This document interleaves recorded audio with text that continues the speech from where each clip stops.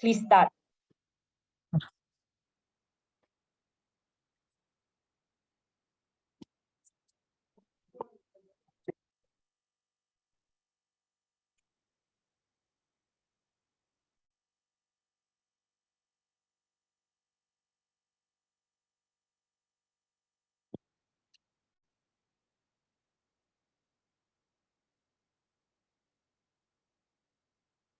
Yes, all right. Thank you. As I stated previously, Collins Anywa. I'm a student pursuing a Bachelor of Science in Biosystems Engineering at Gulu University. It's based in Uganda. Thank you so much. So today we are going to have a wonderful session. The session is gonna be graced by wonderful speakers at the panel who are going to share with us various ideas on the discussion table. As we proceed, we are still in the Women's Accelerator Month, the month of March, which is actually dedicated to women to celebrate their hard work, their perseverance, and their love towards development. So, ladies and gentlemen, allow me begin the session. Good morning, good afternoon, and evening to our esteemed audience and speakers. Welcome to another highly anticipated YALDA International Women's Day webinar under the theme DigitALL, Innovation and Technology for Gender Equality.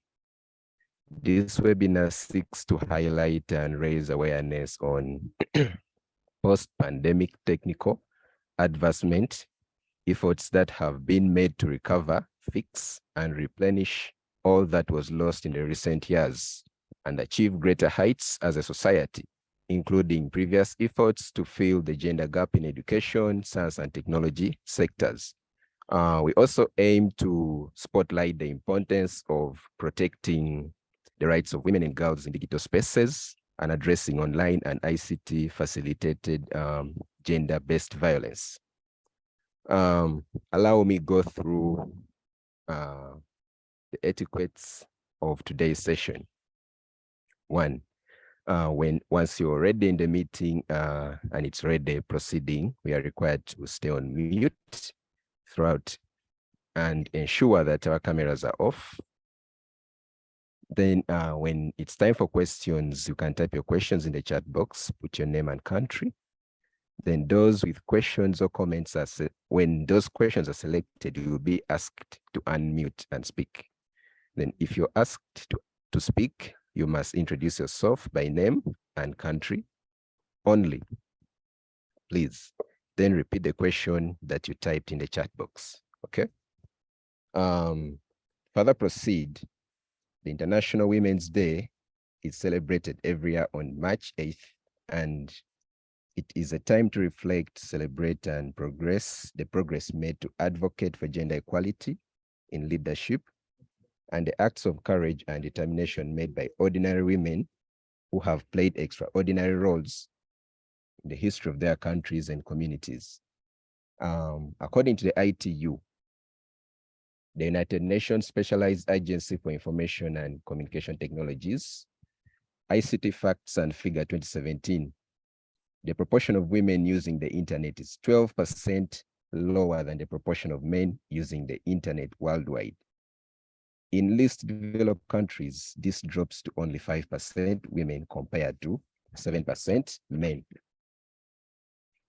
And the statistics also show that the number of tech-based jobs has increased, but the number of women in tech has decreased since 1980. The latest ITU data also shows that currently only 30% of professionals worldwide in the science and technology are women. Further research indicates that the participation of women and other marginalized groups in technology sector results in more creative solutions and offers greater potential for innovations that addresses women's needs and promote gender equality. Their lack of inclusion, on the other hand, has a huge financial implication. The United Nations Women's Focus on Gender Equality 2022 report shows that the women's exclusion from the digital world has reduced the gross domestic product of low and middle income countries by $1 trillion over the past decade, a loss that will reach $1.5 trillion by 2025 if nothing is done. Now, reversing this trend will also require addressing the problem of online violence, which a 51-country study found that 38% of women had personally experienced. Fortunately, Africa is now making progress in ensuring gender equality and empowerment through ICT, as many organizations have come on board to change the narrative. At the Youth Alliance for Africa, at the Youth Alliance for Leadership and Development in Africa, we resolute in our commitment to championing women in leadership and girls and women's empowerment in Africa.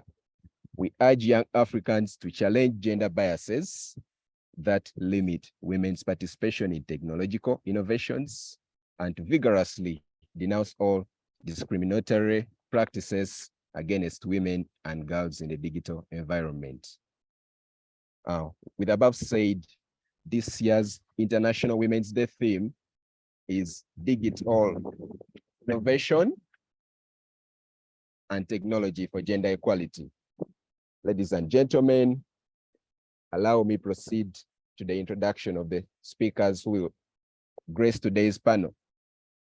Our first speaker is speaker number one, Eposi Prida, co-founder and COO, Data Girl Technologies based in Cameroon. You're welcome. Thank you. The next speaker, speaker two, is Raymond Mamata. He's a founder, president, e-governance and internet governance, Foundation for Africa, cybersecurity specialist based in Ghana. Thank you, and we welcome you on this panel. Our speaker number three is Franklin Manu. She's a software engineer and student at University of Energy and Natural Resources in Ghana. Thank you and welcome to the panel. Speaker number four is Simbarashe Mangena. He's a nuclear engineer and at the Radiation Protection Authority of Zimbabwe, actually based in Zimbabwe. Welcome and we appreciate you. Speaker number five, we have Islem Meleti. She's a data and IA consultant at Delaware Bellocks. We appreciate you and welcome. And our last speaker, speaker number six, we have Ayoluwa Oluwabenga. She's a program lead at SecOps Talents, Cybersecurity, GRC Analyst, Nigeria. Thank you so much and welcome. Ladies and gentlemen, thank you so much. And I would like to appreciate you for your presence for today's session. Thank you. All right. So the first question on the panel is, statistics show that the number of tech-based jobs has increased, but the number, hold on. Allow me to repeat something that skipped my mind. Statistics show that the number of tech-based jobs has increased, but the number of women in tech has decreased since 1980. The latest ITU data also shows that currently only 30% of professionals worldwide in the science and technology sector are women. Why do you feel that the proportion of women in the science tech sector has decreased despite various interventions? What can be done to ensure women and girls increase in participation in STEM? Thank you. I would like to begin with our first speaker, speaker number one, Speaker number one, Eposi Frida. You're Thank highly you very much, welcome. Collins.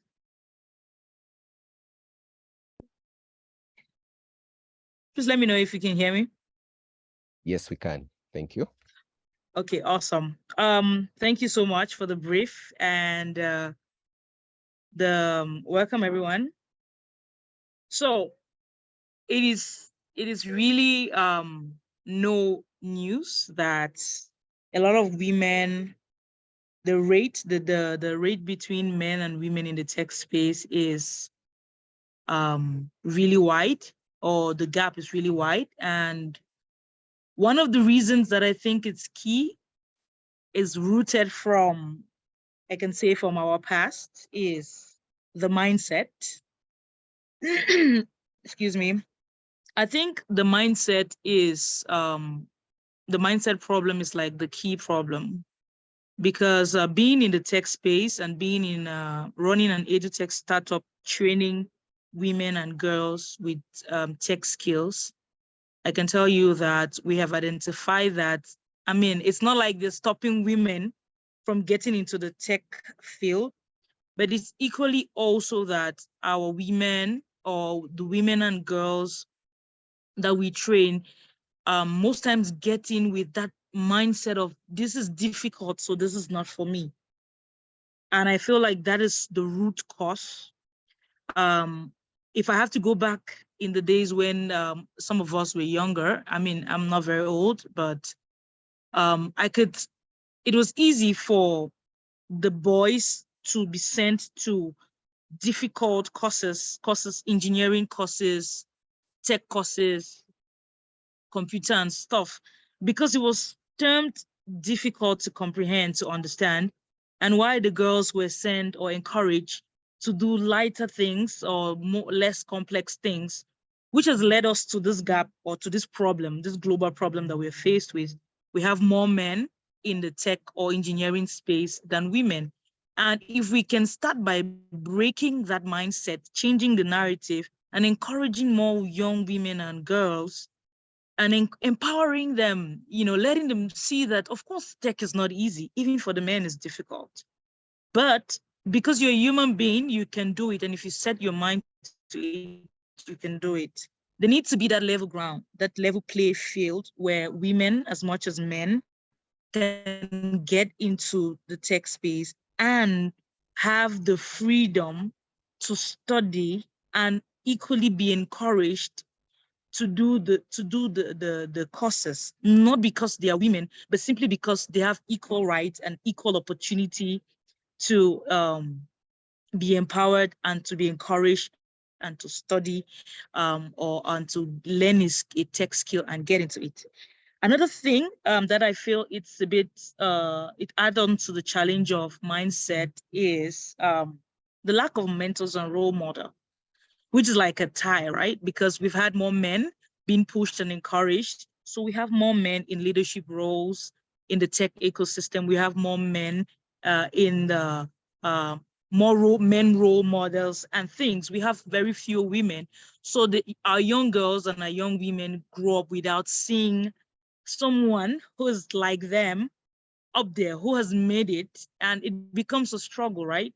So we need more men and more women. For those of us who have gone ahead, who've been pushed and who are already in the tech space, we try to stay up there, and not just stay up there dormant, but we always encourage one another to speak and encourage the young women. We at Data Girl, we have something we call Woman Crush Wednesday, where we encourage and point the spotlight on women, the few women in tech who have gone before us, who are in leadership positions, and who have been able to do it. And we try to encourage these young women to see that if this person, if Rebecca Enonchon has been able to make it this far, then you, who is just starting, can make it this far. And which is what we do in our courses when we train. We do not just train women and girls with tech skills randomly. We train them with projects, with life projects. We use the learning by doing approach, meaning that it's not just an everyday come to class and learn theory. It's come to class, start a project, And every day you learn something that you can implement. I feel like if we do that, we will encourage the women because they see what they do comes to life. And it's encouraging them to come every day, to show up every day by themselves without anybody. It makes them, the Nigerian people will say, it will ginger them, to do more research on their own, to want to do better. And it's something that I think that is an approach that I encourage us all to adopt. And I think that more women will be encouraged to get into tech should we adopt this approach of learning. Another reason or another thing that I think we can do is using the gender responsive technology. A lot of technology this far have not really included women. If we start designing products, tech products, tech programs that are more inclusive, I feel women will be more comfortable to get into tech or to stay into tech, because the problem is really is not to get into tech or to learn a tech skill, is to stay consistent into tech.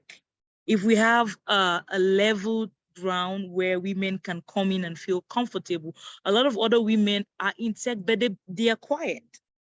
They're silent about it. They sit in their room, they do things, but they're just so shy about it because there's that complex, there's that inferiority complex that maybe they are not doing it as much as the man is, or as professional as the man is doing. So we need to encourage and applaud those who have gone before. We need to equally create products, systems that accommodate more women and give them a flexible playground, fair playground for them to get on board and learn the skill and be able to prove that they can do it, not because they are women. I keep highlighting on that, but because they have the skill to bring the same result as a man would if they are given the opportunity. Another thing that we must do is create policies that support and encourage the girl child from the young age or from the young stages. Like I said, tech is not the easiest thing, but I think technology generally is a language that everyone speaks. The white man speaks, African speaks. It's something that everyone understands. And if we can design policies just at our level in Africa that accommodate more women, encouraging girls from a tender age, I think that in the nearest future, we will have more women in tech, even than men. Then maybe we will start talking about empowering more men, because the reason we are here today is because we started empowering more men than women in the tech space. So now we are trying to balance that narrative by encouraging more women. But if we design policies that accommodate them, encourage them, then in the nearest future, we will be able to combat this wide gap, at least bridge the gap. And then another thing that I'd like to just share quickly, I'm not sure if my 5 minutes is up, but is if you are going to learn a skill, our education system across Africa, I can say that it doesn't really accommodate learning practical skills, right? I mean, you'd agree with me that we learn more of theory. We sit in class. You'd find engineering students going to class and just, learning things from books without, going through the process and practical process. And I just like to encourage every woman listening to me. A lot of graduates are sitting out there at home. I'm not doing much. Learn a skill, okay? Learn a tech skills. Tech in the nearest future, 85% of the jobs that will be created will be tech related, will be linked to tech. And if you're not in the tech space, regardless of what you're doing in the tech space, technology is not about coding only.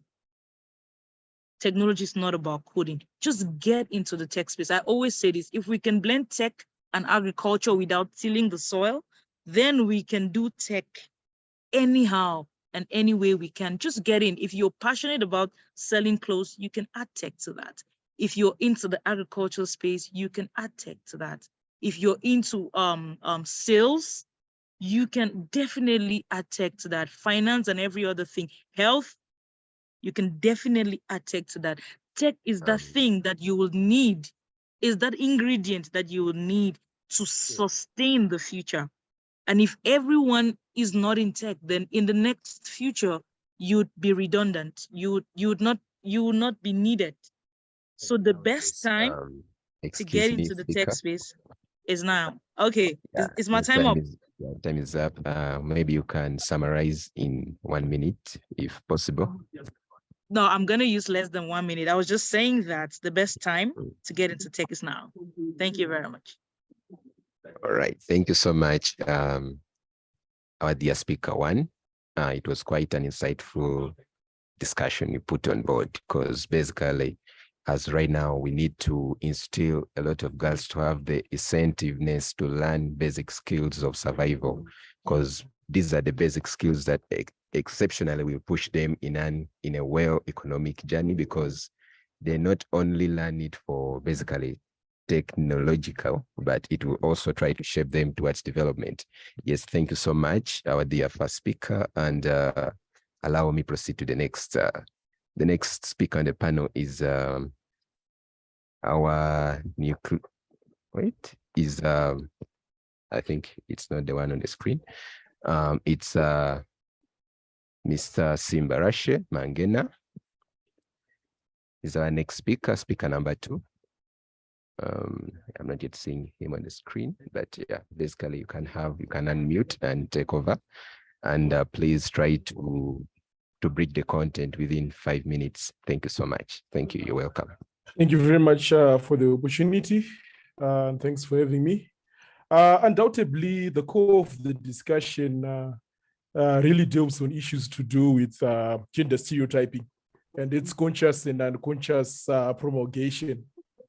Looking at first principles, when we talk about gender stereotyping, it's how we are socialized. I'll state the well-known saying that says charity begins at home.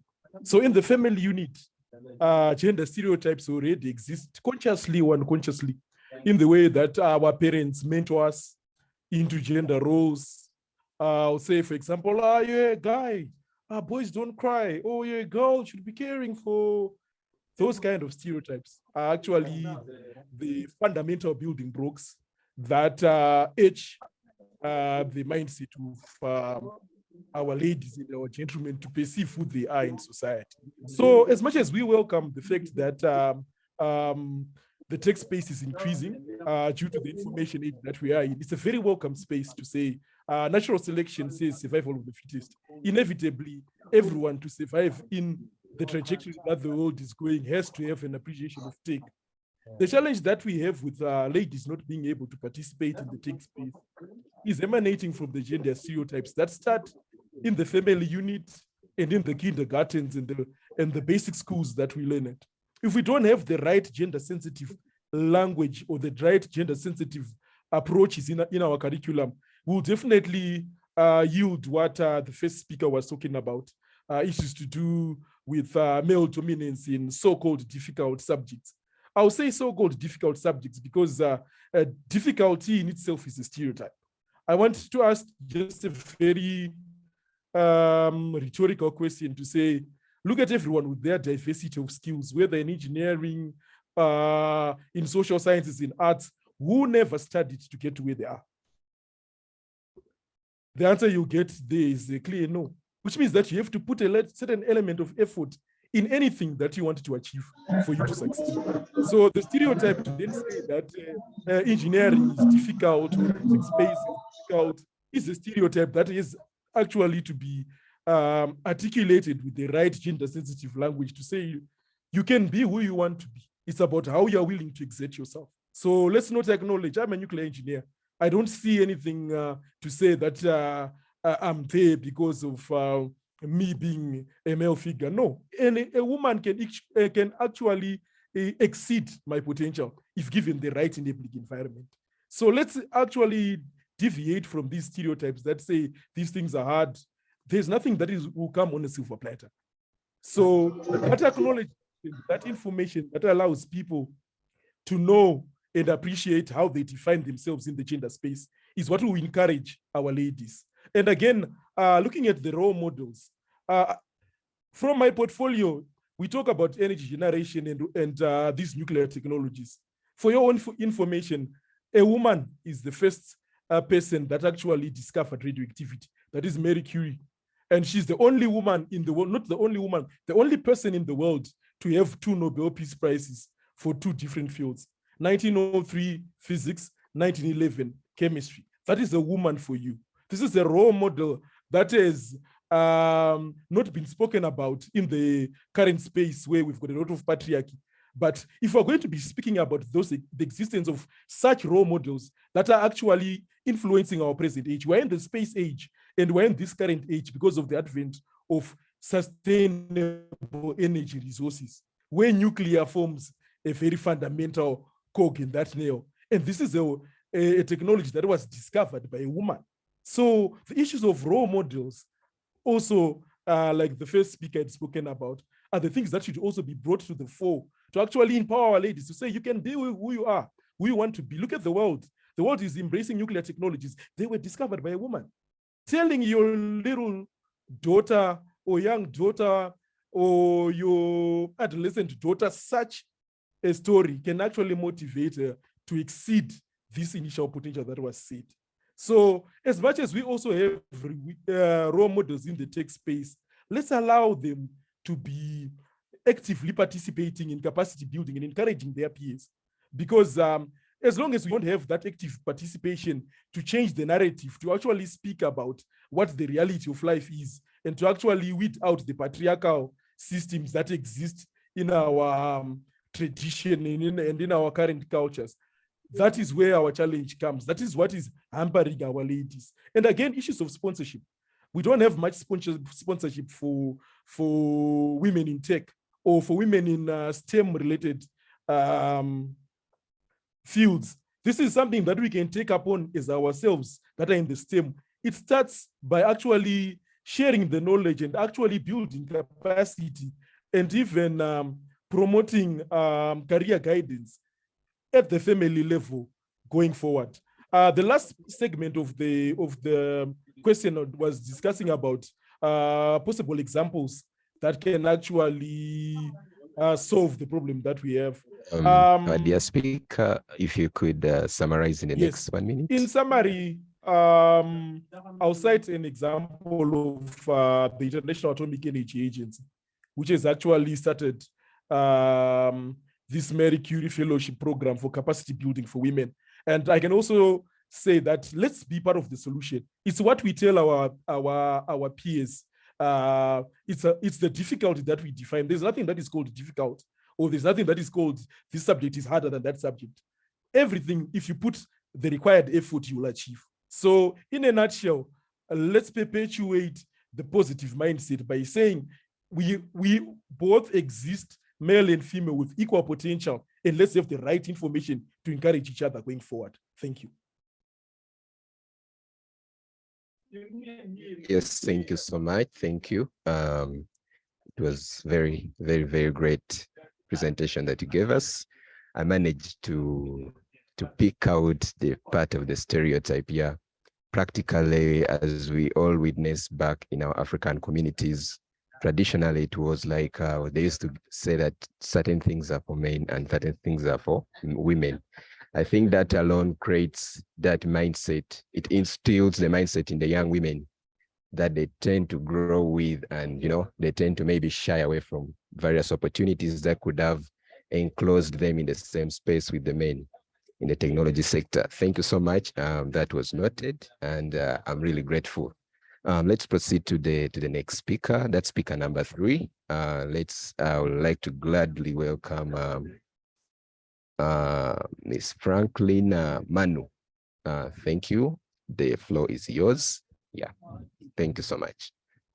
Ms. Franklin Manu, I hope you are on board. All right, so yes, I am. Okay, thank you so much. Can everybody hear me? Yeah. Okay, Yes. so thank you so much for this opportunity. Yes, so I would like to say a few things about the question that has been put on board. So I think many women are not entering technology-based jobs or are leaving the industry, reducing the number of qualified women to high. Since they are few, most women are actually not really into, since most of them are really few, there are few of them to high so that they get into the into the tech space.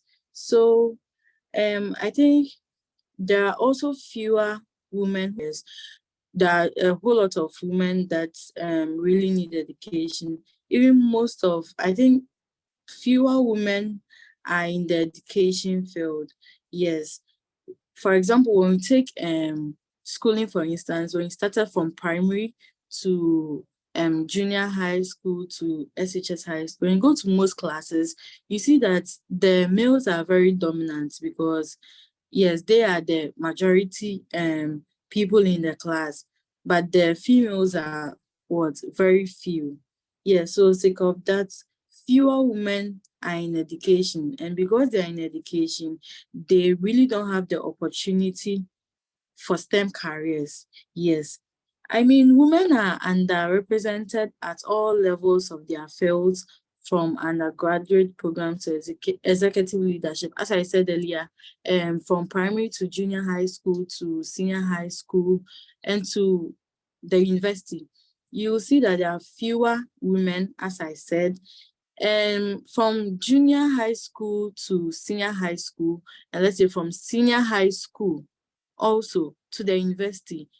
Most students are encouraged to do or to choose their programs to the university level. But you realize that when choosing their programs, I mean, most in Africa, and I'll actually base it in Ghana, when they are choosing their programs as well, most of the teachers are like, oh no, you're a woman, you don't need to offer engineering program. No, you don't need to offer ICT program.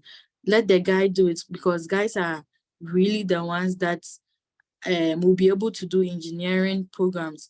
So from the beginning, the teachers also give a mindset to the women that no, they are not capable of doing engineering programs. They're not capable of doing what? Offering tech programs in the university. So from that time, they have that mindset that yes, no, I'm not capable of what? Doing engineering. I'm not capable of being in the tech space. Also, as my other colleagues also said, there are not enough female role models in the tech space. There are very few. And it is hard to imagine oneself in a position when there are few examples of people who have been successful in this field. They need to see other women who have succeeded to know it's possible for them to. They need role models, they need mentors, they need people of their own gender to educate them, to encourage them that yes, since I have been able to do it, yes, you can also be able to do it. So since we have fewer females in the tech space, it is hard for the young ones coming up to look up to us and to see that yes, we have plenty females in the tech space. So let me also do well, work hard to also reach there. So I think that is also the reason why we have less females in the tech space. So I think that one thing we can also help to get more females in the tech spaces, we can introduce them to these fields at an early age to see what they do and if they enjoy it. We can also increase the visibility of these careers so that girls can see more people like them working in this field. Like introducing this field in an early stage will actually help, because right from primary to junior high school, I mean, the ICT that we teach them in school, we should implement more, we should add more. Let them know that it's just not the computer there, you just start playing game on the computer, just write letter with the computer in Microsoft Word. No, there are other things, more things to it. So let's say in senior high school, you teach them coding, like more things should be implemented in the education system so that our young ones will be able to develop an interest in an early age. So Dear that when speaker, if you could summarize in the next 1 minute. all right, so as I said earlier, we should help encourage the young ones coming up to have interest in the tech skills, in the tech, in the engineering programs and all that, so that they can be able to, so that we can be able to have more females in the tech space. Thank you. Thank you so much, speaker number 3. It was really an amazing presentation you gave us. I managed to stick out a little more points. When you talk of role models, yeah, I could agree with that, because currently we have a few.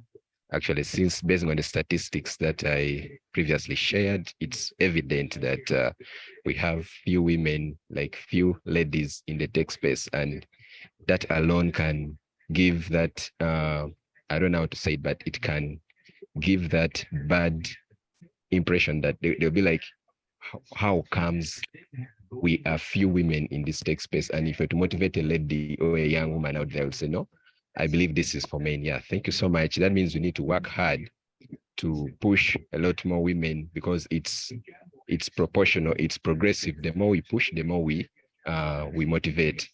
Then before we proceed to the next speaker, I would like to remind participants in the session, if you have any questions, please kindly type them in the chat box, and I'll give you a chance to read them out. Thank you.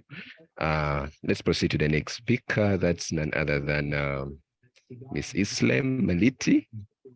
Miss Islam Maliti, if you're on board, you can unmute and take over the microphone. Thank you.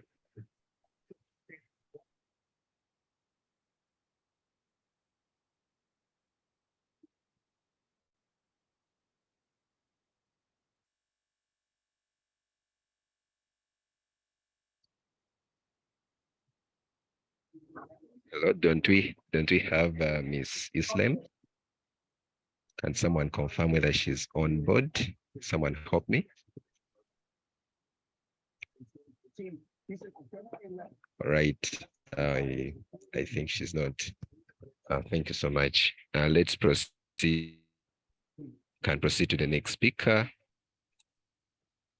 That's none other than let's have Miss Ayoluwa Oluwabenga. The floor is yours, please. Take over the microphone. Thank you. Okay, good evening, everybody. I've listened to everything that everyone has said, and it's really interactive so far. Like, I've gained a lot even from what the other speakers have said. So they basically expatiated on everything. I'm just going to build up on what they've said. So the reason why there aren't a lot of women in tech nowadays is because it's hard to break centuries and centuries of indoctrination, of being told you cannot do it, or being told that this field is not suitable for you, or being told that it's reserved for a certain gender. Then though the narrative has changed in a few decades, but it's not easy to break what has been the norm for hundreds and hundreds of years in just like 50, 20 years. So that's one of the reasons why women are not that many in tech. We can say that when you've been told you can do something, when you get to the opportunity that you're able to actually do it, you still be cautious about taking that step. So women are relatively, like, they prefer to stay in their comfort zone, what they are used to, what they believe, what everybody believes they can do.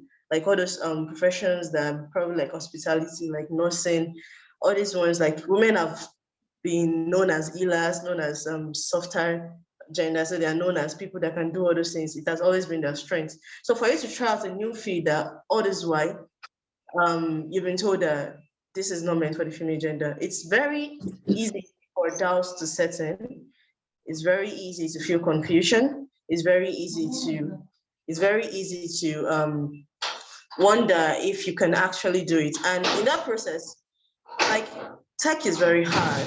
Tech is hard to start in, whether you want to learn programming, whether it's graphics design, whatever role you want to learn, especially in Africa where technology resources aren't as widely available as it is in the West. It's very, very hard for people to actually get the training resources they need. So financially it's draining. It has, yeah, you need a lot of resources as in light and electricity, a good learning environment, internet connection, and all those things. So it's very hard to, it's very easy to give up because unlike men who have built up the grit over the decades and they're already used to this field, they have mentors like Mrs. Frida mentioned, and a lot of people, they already have people ahead of them that are encouraging them, that are pushing them to do more, be more. Women are relatively still at a disadvantage. So it's really hard for people to get them. But regarding how to make them become more involved, well, I can say we're on the right path. I see a lot of fellowships, a lot of decades. In like the past 12 years, there've been like a boom in boot camps. You see boot camps, especially directed at women. Out of 8 out of 10 boot camps you see on the internet usually are directed at women. They'll be like women in tech, women can code, she codes Africa, Black girls in cyber. A lot of organizations dedicated to creating this involvement, pulling women in, trying to make them a part of this field. And it's a really great improvement over what has been in previous years. And this is really, it's like you set up a process in motion, and it's going to eventually build up to creating the effect we all desire to see. So I believe that in like maybe 30 years, women in tech will not be something special. I remember when I came, when I was working somewhere, and someone was like, oh, you're a woman in tech. Wow, you're doing really well. Most of the women I know just use their computers to play games and stuff. And I was like, I don't want to feel special. I don't want to be known as, oh, you're one of the men, like you're just one out of many that does this. I want to be like, I want to be majority. Like I want it to be that a woman in tech is not something special. Like it's something that's become commonplace. Just like a man in tech, you're not saying a man in tech, I'll be like, wow, you're also doing tech. No, this is so good, this is so amazing. No, it should be something that you're used to, something that become a narrative for them. So I believe that we're getting there gradually, and I believe that efforts are being made to ensure that. So that is my contribution regarding the issue. Thank you.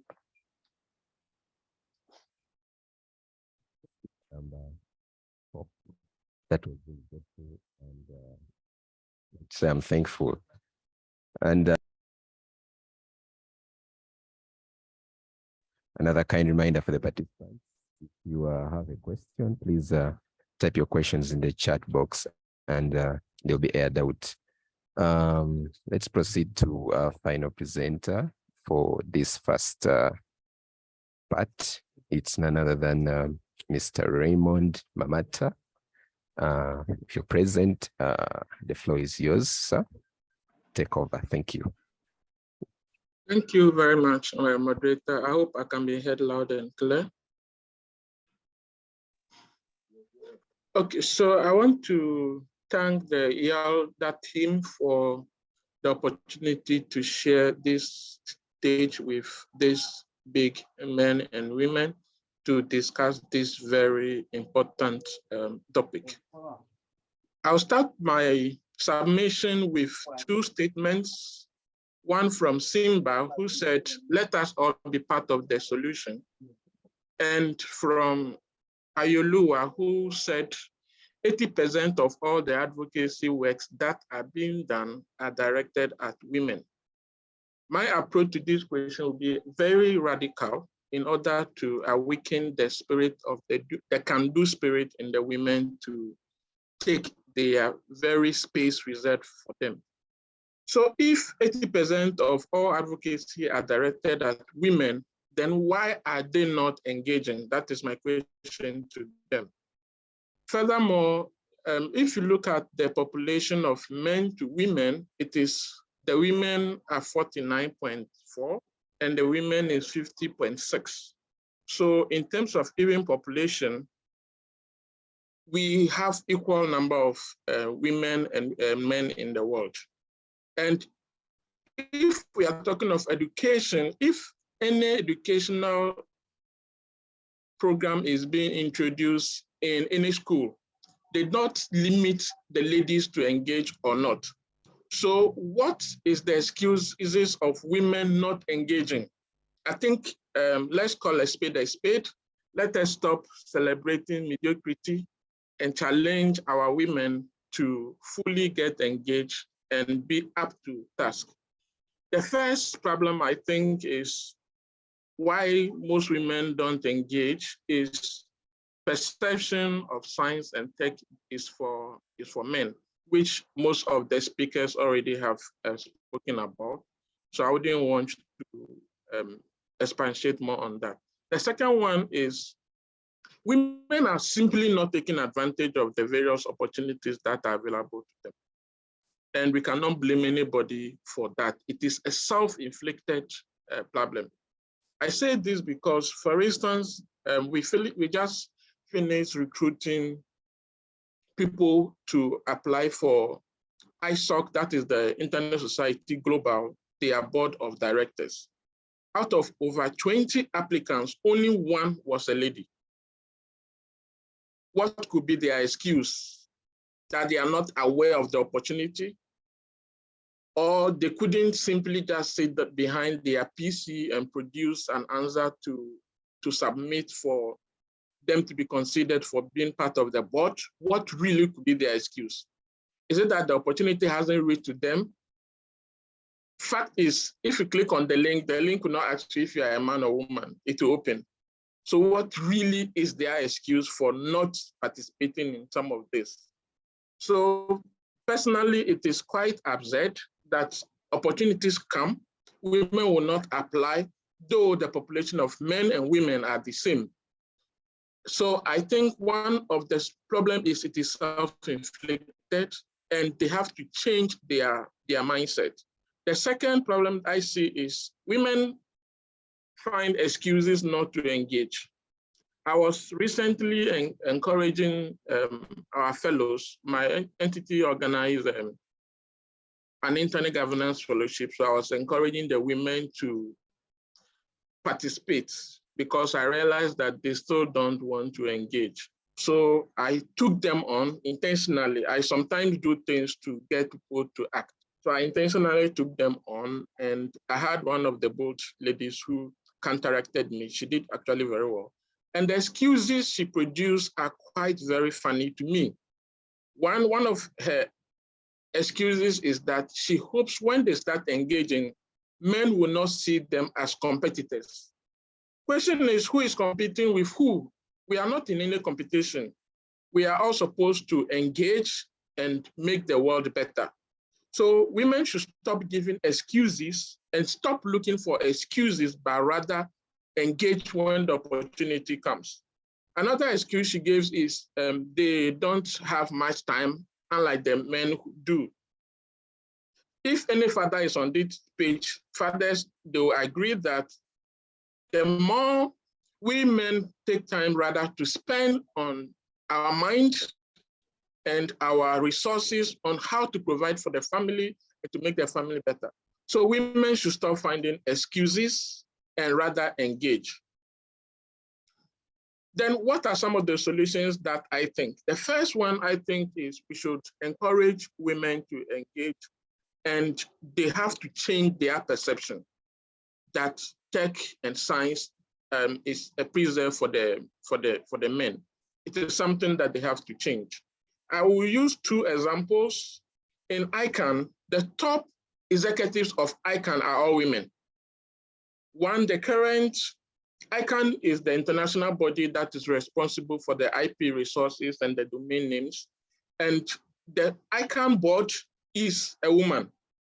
The current acting CEO of ICANN is a woman. And these are women who are controlling the top entities in the world. We can also think of ITU. The current general secretary of ITU is a woman. So what is the excuses of women not to get to the top and not to get engaged? Simple, it is self-inflicted. It is a mindset that needs to be changed. Second, I think we have to intentionally make effort to mentor women into the tech and science space. Intentionally, that is my word. Whilst others were talking about you have to get people that they look up to, for me, I think it should be intentional. Each and every one of us on this platform should identify a lady and intentionally mentor the person to move on to the next stage. And for us in the fellowship that we organize, we intentionally select the ladies differently from the men. And even that, we see less women who apply for the various opportunities. So to conclude, in my opinion, let us stop celebrating mediocrity and challenge women to take up the space that is reserved for them. Thank you. Yes, thank you so much, dear speaker number 5. That was really grateful. And throughout your presentation, I had to pick over one question that I think I'll ask it when the question and answer period come. Yeah. So thank you so much. Thank you. I think that was the overall question that we had for the entire panel. Then right now we are going to proceed to the question and answers. I'm skimming through the chat box and I can hardly see any question other than mine, which I just derived from the previous presenter. Thank you, previous presenter. My question basically is, we have various forums, platforms. I think this question can go to the entire panel. We have various forums, platforms, and opportunities that have been put in place to support the women. And based on what we are seeing currently, it's like the women are not taking up the action to harness these opportunities that have already been put in place. So my question is, what can be done to support, like to push the incentiveness? Yeah. Thank you. I think that one we shall answer it during the question and answer. Yeah, thank you. Then to further proceed, we are going to the section which has the speaker's question. Now, these questions will be asked individually to each and every speaker. Okay. Let's begin. Furthermore, to remind the participants, if you have any question, please type in the chat box plus your country where you're hailing from, and we shall follow up and we shall give you the chance to speak out when the time arrives. Thank you. Let's proceed to individual speaker questions. Going to begin with with Miss Eposi Frida. Thank you. Miss Eposi Frida, thank you. We see more women breaking barriers and getting their own slice of the pie as entrepreneurs. Given the growing dependency on technological advancements of the business world, what are the most critical changes that women must make to face the future effectively? How can they maximize opportunities and output through the use of technology? You have like 5 minutes to give us an insight on this. Thank you. Ms. Frida, the floor is yours. Thank you. Thank you so much, Collins. I think the other panelists have, in one way or another, answered this or given an insight to this particular question. I think I also gave an idea. For me, the simple thing is learn a skill. There's no way you scale up the ladder without a tangible skill or value. All right, we're here today not because the men are favored, but it's because over the years, they have learned the skills that women did not have the opportunity to learn. And if any woman has to be up there, they must have the same skill. So this thing of gender equality is not for women to be put on in the leadership room or position because they are women. No, it's because they should be put in the room because they have the skill, they have the same capacity to be able to give out the same results or even better for a job or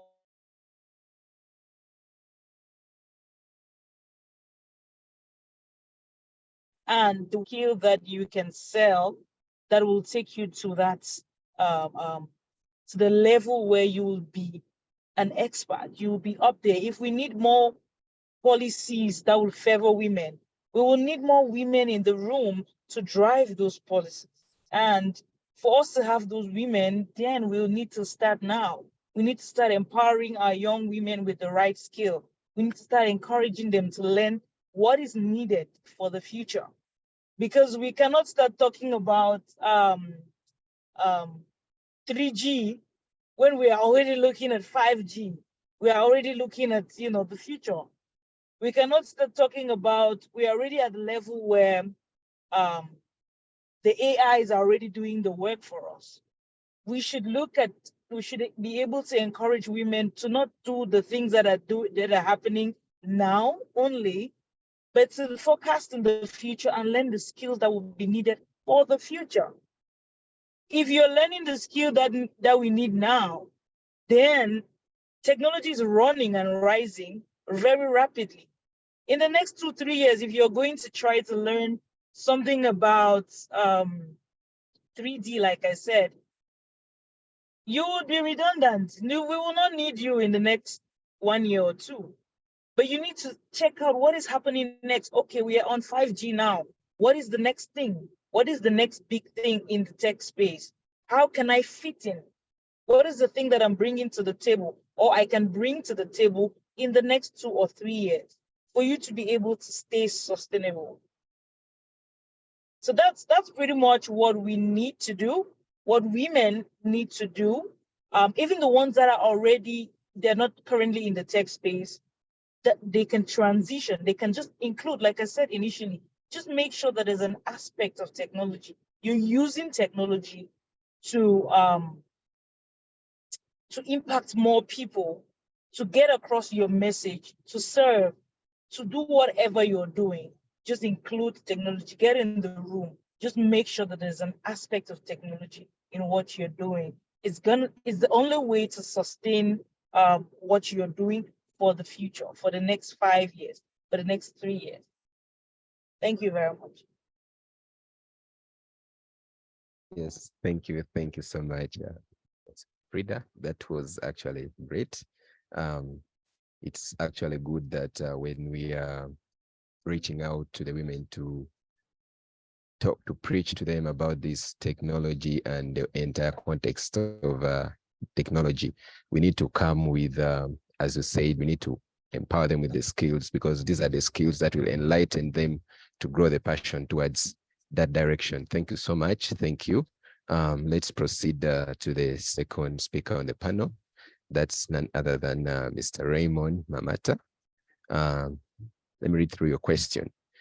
The UN Women's Focus on Gender Equality 2022 report shows that women's exclusion from the digital world has reduced the gross domestic product of low and middle income countries by $1 trillion over the past decade, and a loss that will reach $1.5 trillion by 2025 if nothing is done. Reversing this trend will also require addressing the problem of online violence, which a 51-country study found that 38% of women had personally experienced. What is cybersecurity and how can it be used to reduce these statistics? Thank you once again, Mr. Raymond. I kindly give you the floor. It's yours. Thank you. Thank you very much.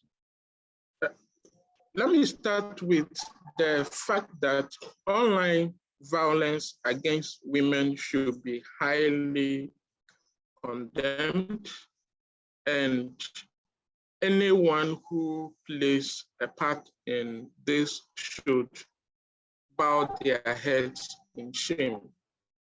However, it is not only directed at women, and it is an absolute, and assessing it is for everyone. So no impediment should be put in place that will hinder somebody from going online or not. Back to the question, so what is cybersecurity? I will use the basic terms that I think most people could easily relate to.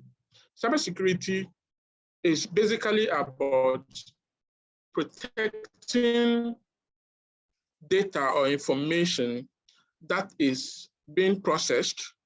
2, that is in transmission. 3, that is in storage from the bad actors accessing it and exploiting it. So it is basically protecting data or information in storage, in transmission, or being processed from whoever is not authorized to access it from accessing it. So that is one part of it. Then 2, it is also about protecting the device that houses this data. So device, let's talk about the phone. Your phone has your pictures,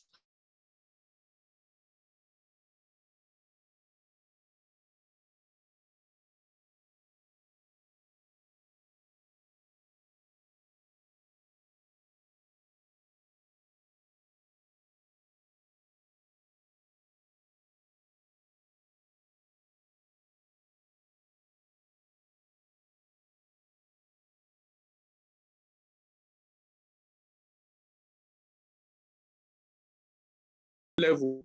You have to bear at the back of your mind, everyone is a suspect, because the one you think you might be chatting with is not the right person. Then how do we use cybersecurity to improve the GDP of our economy? One is, ladies or all of us should take cybersecurity as a profession. It's one of the most lucrative professions in the world, and the professionals are lacking. So most people should rather enter into the profession, make earnings, and in that case, it could reduce the GDP of your economy. And on this note, I'll be sharing a link that the ISC2 is doing, and they are presently offering free cybersecurity training for anyone who is interested in certified cybersecurity. So both the training is free and the examination is also free. We could take up that and start with the learning and start getting engaged in cybersecurity field. 2, let's also take cybersecurity as a very... Yes, speaker, if you could summarize in the next 1 minute. Yeah, the 5 minutes already surpassed. Yeah, thank you. Okay, so let's all take cybersecurity as a personal concern in order to protect our privacy, and also take it as a profession. Thank you. All right, thank you. Thank you so much, Speaker Raymond. It's a honor to have you. And for the people, the participants, they have shared a link which offers you, which when you tap it, will take you to maybe a website that you register so that you can get a free training in cybersecurity. Those willing, you can check in the chat box. It's already available there. Thank you. Let's proceed to our speaker number 3. That's none other than Ms. Franklin Manu. Thank you. The United Nations Sustainable Development Goals make strong reference to closing the gender gap. That's to say, ensuring more young girls and women are afforded the opportunity to contribute to development. With the current landscape, what is the biggest challenge in the science and technology world in closing this gap? Thank you so much. Once again, Ms. Franklina, the floor is kindly yours to take over. Thank you. All right, so thank you once again. So before this question, Mr. Raymond actually said something. He made a point that women are just not willing to go into the tech field. Yeah, it is true. But one such barrier also is the pervasive bias and discrimination that women face in science and tech. Yes, research has shown that women are consistently evaluated less favorably than men. and are often passed over for leadership positions or high-profile projects. This bias also extends to funding and investment opportunities, with female entrepreneurs and researchers receiving significantly less funding than their male counterparts. Yes, discrimination, to be frank, is really a barrier. I want to share one of my experience. I was working with one website company, and I went for the interview. I was the only female picked for that job. All the others were guys. So after the let's say after everything, you have to submit your work and bring your submissions and all that. So after everything, you want to submit your work, and you see the guys telling you, oh,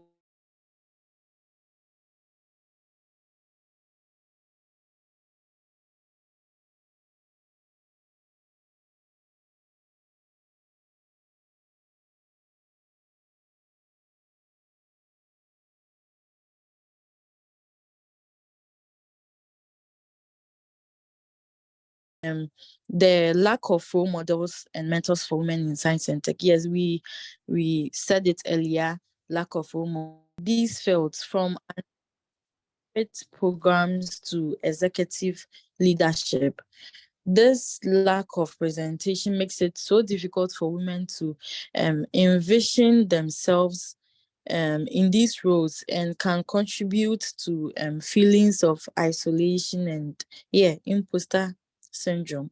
So by so doing, I think we can create an environment in which all individuals, regardless of gender, have equal opportunities to contribute to development and innovation. Yeah, thank you. Right, thank you so much, Ms. Franklina. That was great, and I appreciate you for timekeeping. That was great, that was wonderful. Maybe before we proceed to the next panelist, I'd like to remind our dear participants, in case I know most of you have questions down there. If you have the questions, please do us a favor and type them in the chat box, including your name and your country. That will be highly appreciated. Thank you. Maybe let's proceed to the next question. This question goes to Mr. Simbarashe Mangena. Yes. The question goes to Mr. Simbarashe Mangena. Question says, the COVID-19 pandemic has brought about many changes in the science and technology fields. Some are good and some are bad. Now, what is the biggest challenge in science and technology at the moment, and how has it contributed to the gender biases that exist? How do you think it can be addressed? Yes. Thank you so much once again, Mr. Simbarashe. The floor is yours to share. Thank you. Thank you very much for the opportunity once again. Yes, the biggest challenge is the large vacuum that has been created by the loss of lives of very renowned and experienced experts in various fields of science and technology, which has created a huge demand for that skill set. The pandemic, not only did we have a very aging expertise pre-pandemic, actually post-pandemic, the hazards of the pandemic actually catalyzed the loss and the retirement of all the aged expertise. So this has actually opened a very huge platform, or a very huge global need for expertise in STEM-related fields. And again, the contribution that that has occurred to the gender biases is that it has actually exposed the patriarchal nature of society, to say that these STEM-related fields were very much male-dominated. So this vacuum that has been created now will need a system where you'll have all hands on deck, both male and female counterparts having capacity building to actually fill up this space. Because as we're moving in the technological space, knowledge transfer, knowledge management are very critical to allow continuity in terms of innovation. So this society that we've been throughout is now very exposed now, because we've got a very huge need of expertise that are not going to be gender biased, to say male or female. But for us to solve this, we'll actually need a very inclusive approach. And how this can be addressed, we talk of issues to do with gender mainstreaming. As all the previous speakers alluded to, saying that there's a lot of gender stereotyping and gender insensitivity. The previous speaker was speaking about a project that she was leading and the level of castigation and challenge that she went through from her counterparts. That gender insensitivity is something that will be required to be addressed at policy level, and actually require punitive measures to be applied to such people. Because if we're going to exist as a society going forward, especially in the information age that we are in, we actually need each other. Both peers actually have to have a very enabling environment. And again, issues to do with sponsorship. As we were discussing, there was some talk to say that is all the things have been created for the ladies and they are not taking up their challenges. Actually, it's not the fault of the ladies. The fault is at the institutions, at the institutional level, because there's a lot of patriarchal mentality, not only at institutional level, even at grassroots. If you look at our level of development, we are pretty much the youth, which means that we are the leaders of tomorrow. And before our generation, we've got, especially in the African context, we've got a large influx of our parents having emanated from the rural areas. We are actually the generation that is waking up or growing in the civil societies and in the towns and cities. So pretty much we are the parents of tomorrow. So gender stereotyping should start ending with us. Like I said, we have to be part of the solution.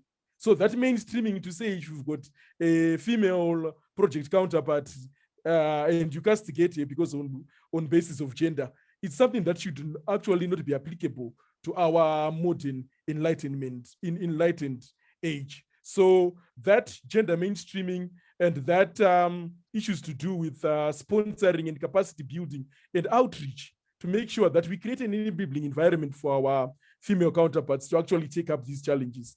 These are the solutions that I believe will take us to the next level. And even career guidance, looking at grassroots. It's not about when you get to university. Let's start coding, or let's start being involved in STEM-related curriculum, even at kindergarten. How we play with the computer games. It's one thing to play and achieve an objective on the game, but it's another thing to start teaching a child at grassroots. Do you know that you can actually create this game? So that kindergarten influence to build capacity and that enabling environment for sponsorship and the gender mainstreaming from our current generation going forward are the solutions that are going to prescribe to this. I think my 5 minutes are up now. Thank you very much for the opportunity again. Yes, thank you so much. It was really a great one. Yeah, I'm impressed. Yeah, I loved it, and hopefully I believe the participants too. Then since we don't have our next presenter, that's Ms. Islem Eliti. I don't know whether she's available. I think she's not. Yeah. Maybe to confirm, do we have Miss Islam? I think she's not. Yeah. Let's proceed to our final speaker on this speaker question series. It's none other than Ms. Ayolua Oluwabenga. Thank you so much once again. Yeah. The question says, UNESCO reports that African countries have among the lowest proportions of women researchers in engineering and technology. Women lag behind their male counterparts in cutting-edge fields such as engineering and artificial intelligence.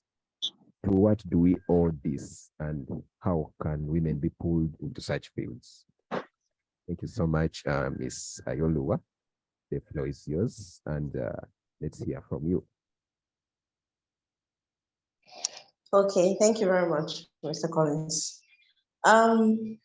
Based on the first questions that we all discussed, I feel like we've covered a little bit on that question, but just to especially further, women in Africa mostly lag behind their male counterparts in technology and engineering fields majorly because of the societal constructs.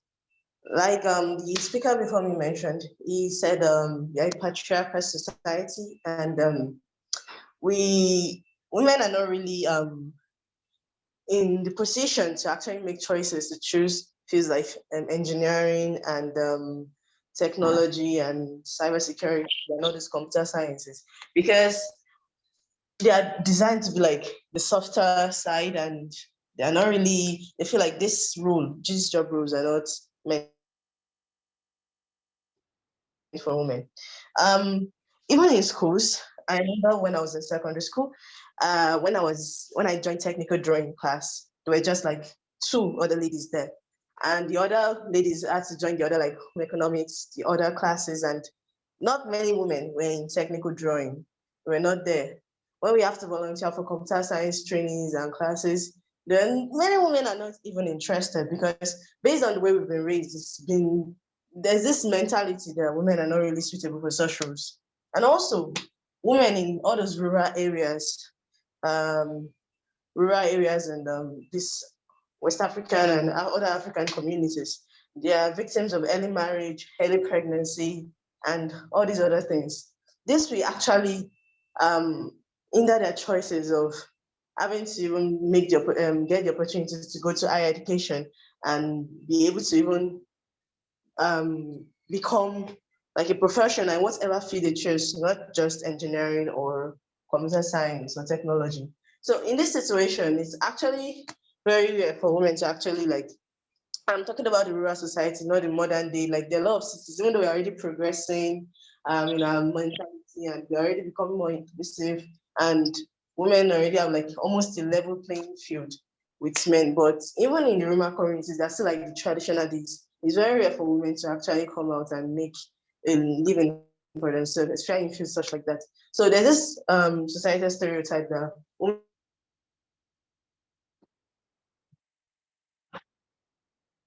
are not supposed to be in engineering, they're supposed to go for whatever. Like, I remember when I wanted to choose, when I was going to university, I actually chose I wanted to study mechanical engineering.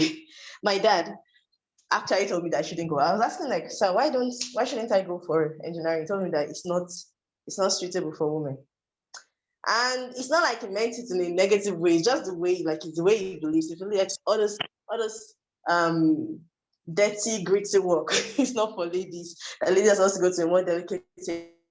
Supported my technology dream, so he asked me to go for computer science instead, and I later went for cybersecurity.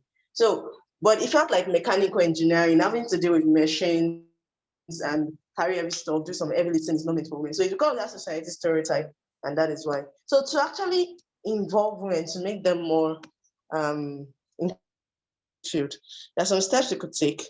And this could be like creating opportunities, education, and raising awareness. When we go to the rural community, when we do outreaches and try to educate, it's be a very slow process actually, because it's not easy to change the whole society structure of everybody, like that's been going on for a lot of years in just a few months or a few years. It's going to be a slow process.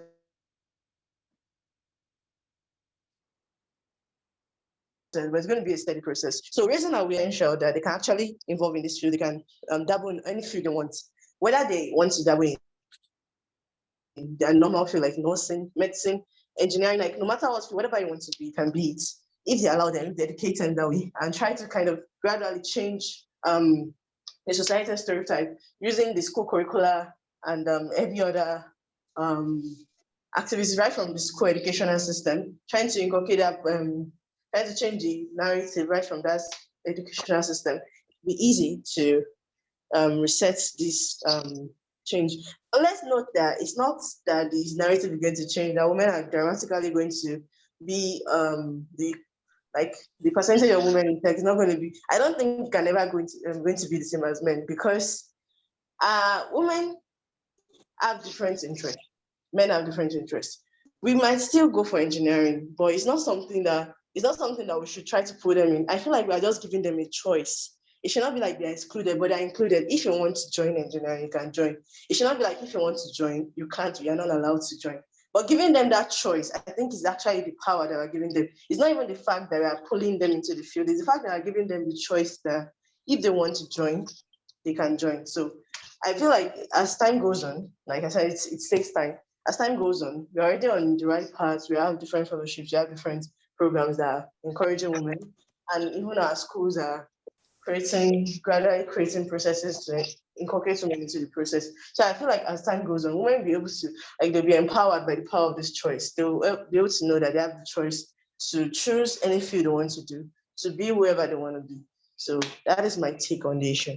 Thank you very much.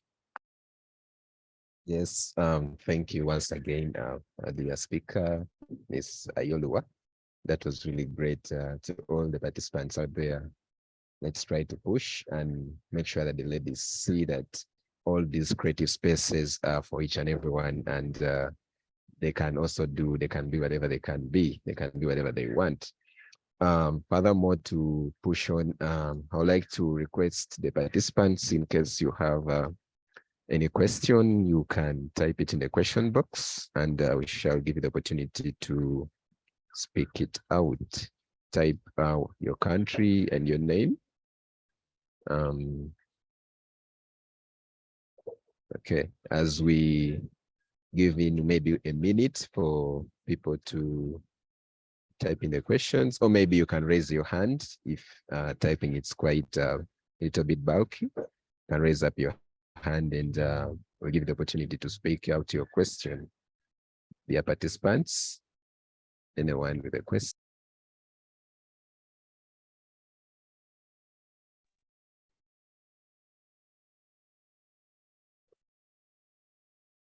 All right, thank you. I've seen someone. Let me check. Yes. Mr. Yes, Mr. Manisia Futa, the floor is yours. Yeah. Hello, everyone. Can you hear me, please? Yeah, we can. Oh, thank you.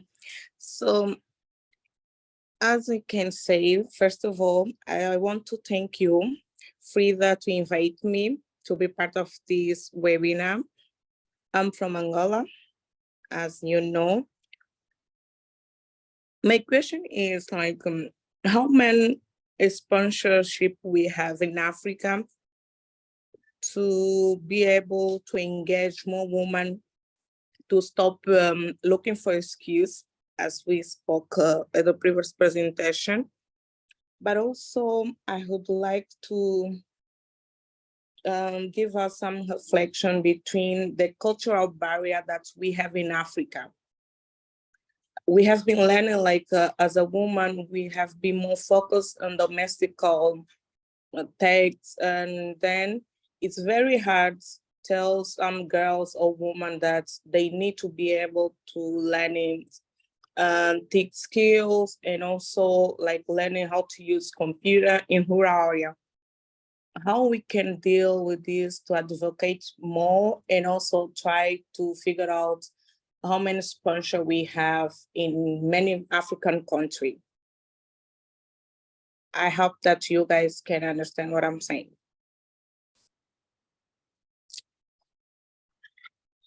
Hello? Yes, your question is, we are hearing you. I hope the panel speakers are able to pick you. And my apologies for initially calling you Mr. because the name Futa in our language, in Acholi, here in Uganda, it means strength. So that name is usually given to men. Yeah, I'm really so sorry for that. No, it's okay. It's my parents' name. It's my family's name. Oh, thank you. Yes. Thank you once again for the question, and I hope one of the panel speakers can pick up. Let me give the floor to Mr. Raymond Mamata. The floor is yours, sir.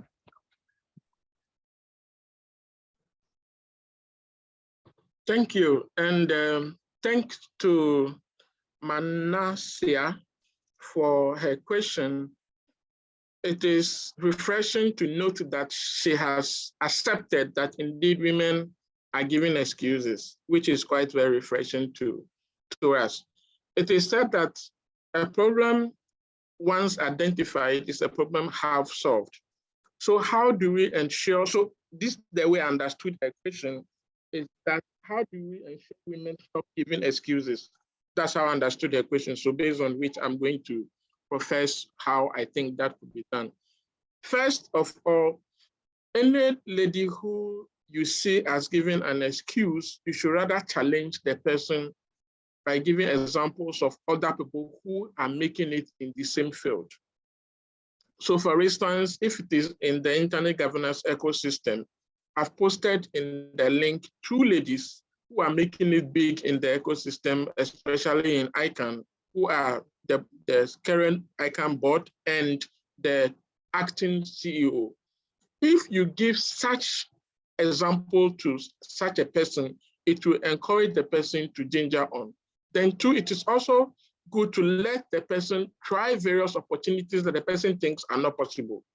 Once the person is able to break one hindrance of an opportunity that she thinks is not possible, it means there's going to be a revival now for people to stop thinking it is not possible, but we can rather do it. So that is what I think could help in resolving the issues of ladies thinking there is a problem and then using it as an excuse. Thank you.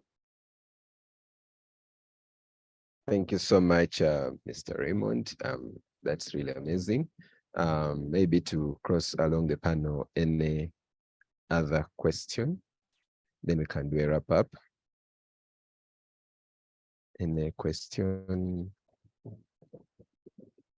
I think there's no one, and I previously had a question of my own, and I think this one can go up to any speaker. Maybe I would suggest one speaker to pick up the question. The question is, we have seen a lot of forums, a lot of platforms, a lot of creative spaces being put in place by different individuals, different institutions and organizations of various capacities. And all these have been put in place to come and empower the women. They have been put in place to come and support the women to push through the difficulties to reach a certain projection. So my question is, having all of these in place, but we still see that the women are moving at a slow pace to reach there. What do you think is the problem driving the passion maybe to go and harness these opportunities, like to go and grab them and make good use of them? What's that thing hindering the incentiveness of the people to come and use these opportunities, especially the ladies? And what do you think we can do about it, like to accelerate this motive for the women to come and take up these opportunities? Thank you. I would like to, any speaker can unmute. Thanks, Collins. I've unmuted. Yeah, the challenge, in my view, emanates from the bottom-down approach that we're trying to take up, or rather the top-bottom approach, in the sense that we're actually looking at the ceiling level where we put up structures. But if you've got a mindset problem, and if you want to change something into the future, you definitely have to start with the grassroots approach. What are we doing at kindergarten? What are we doing at grassroots, at primary school there, to change the girl child's mindset to the extent that when she reaches tertiary level, she already has the same exuberance and drive to do what is so-called male-dominated. So already, if you are going to say set up programs for enlightened people, you've already enlightened someone to go through the mill, but you've enlightened them with a social construct that you are not taking into consideration. There's already a social construct that emanated from the time that these people were at grassroots level. So it's very difficult for us then to say women are to blame, or women are simply just not taking initiative. But we're saying that you are speaking to me 3-4 years later, but I've been told for 20 odd years or 25 odd years of my life that I'm woman, I'm female, and I'm incapable. Definitely that won't change overnight. So if we're going to get a very feasible solution, let's start with the grassroots outreach. Let's start with the kindergartens. Let's start playing with the engineering tools and test meters that are in toy form at the various ECD, early child development centers. Let's start bringing in all those ICs and all those funny structures in toy form, so that we already create the interest, because what causes someone to take up something is based on interest. So the idea that this is fun actually allows you to exert yourself. So not wasting much of the time, I think that is the best approach that can actually yield results. Because if we say I've got programs after 20 or 15 odd years of me being told that I'm incapable, definitely my mind is not cut for that, because I've already been programmed already. That's my take. Thank you very much. Yes, thank you so much, Speaker Simbarashe. That's really great, because it reminds me of when one of the greatest writers said, a child is a superstar. So this says basically that a child grows depending on their environment. So when we instill this thing that this one is for the ladies, this is for the men, so they grow up knowing that, whereby if they reach at a point where these opportunities come into place, it's a little bit hard for them to cope up and harness them. Let's have one last question from participant Iyaji Seidu. The floor is yours. This is the last question. Thank you.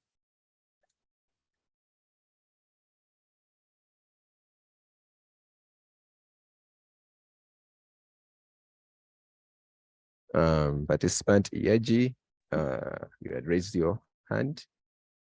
Please, you can speak out.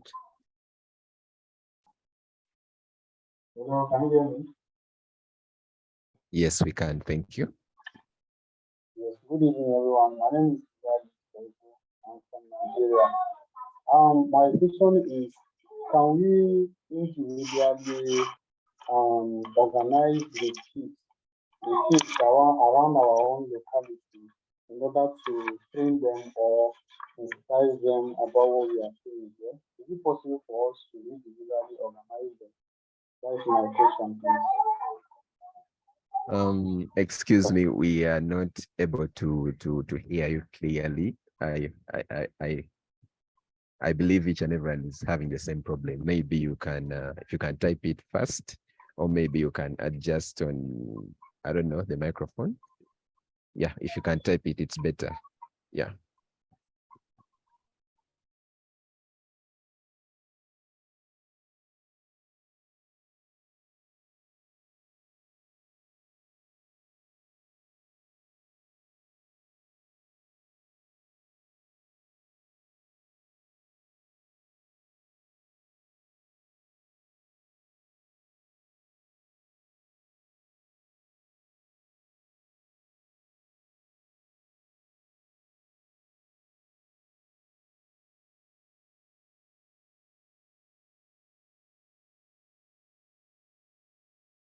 Right. I think we are running out of time, and okay, the question has arrived. The question is it possible for us as individuals to organize the kids and sensitize them in our locality?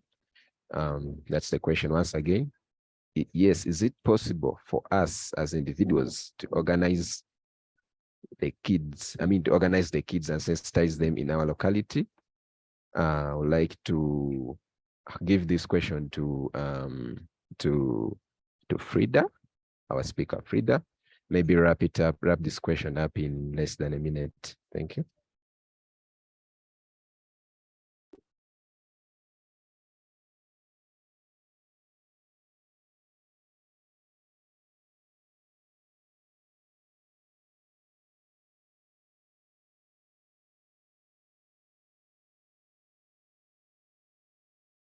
Okay, thank you. I think she's not able to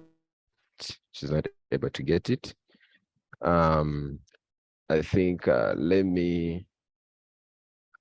Mr. Raymond has answered the question. Okay, let me give this opportunity to Speaker Raymond to give us 1 minute solution to this question and also give his closing remark within the 1 minute. Thank you. The floor is yours. Thank you very much. So my solutioners have typed in the chat box is 1, let's start the sensitization from our homes. Then 2, if your local rules and laws allows you to organize the children and sensitize them, you could do that, but do not go and break the rules. To conclude, let us all be part of the solution. 1, encourage ladies to take part in opportunities that are available. Then 2, if a lady is not taking part of the opportunities available, use another lady to challenge such a lady to be involved. Thank you.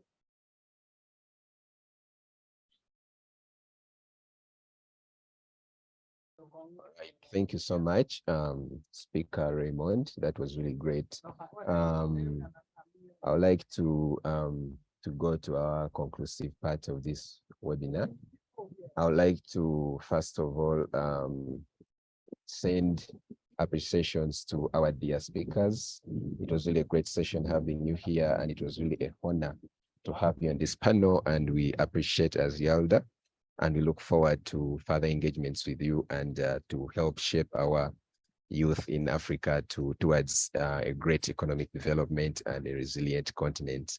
Yeah, it was a really wonderful session, and I would like to shout out our social media platforms. You can follow Youth Alliance Development and Leadership Africa on Twitter. You can follow us on Facebook. You can follow us on Instagram, on LinkedIn, and on YouTube. We have a YouTube channel for you to keep updated on what's going on within this alliance. Yes, thank you once again. I would like to thank each participant for taking that time to come and attend this wonderful webinar. And I believe each and everyone was able to learn something that they can use and implement in their various communities outside there, so that we help shape our continent towards a more resilient continent. Yeah. Thank you once again. You can follow us on our different social medias, and I would like to officially close this session. And thank you so much. Thank you, each and everyone.